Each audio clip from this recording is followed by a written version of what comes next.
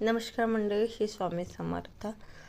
क्रिशाला मी भरवायला घेतलं होतं, पण ती काही व्यवस्थित खात नव्हती, म्हणून मी तिला वॉकरमध्ये उभं केलं होतं आणि ती काही वॉकरमध्ये पण नव्हती बसत, म्हणून ती वॉकरला पकडून मग उभी राहिली आणि मी तिला भरवायला घेतलं. आणि नंतर आम्ही जेवण केलं आज आणि नंतर मी चिवडा बनवायला सुरुवात केली. आज दुपारी चिवडा बनवला मी आईकडे आणि नंतर मग चिवडा बनवून झाल्यावर सायंकाळी क्रिशा जे जे करत होती दिवाबत्तीच्या जे तर करून झाल्यानंतर मग ती तिथली रांगोळी पुसण्याचा प्रयत्न करत होती, पण मी तिला पटकन उचलून घेतलं. सायंकाळी वडापाव आणि पुदिनाऱ्याची चटणी बनवायला सुरुवात केली.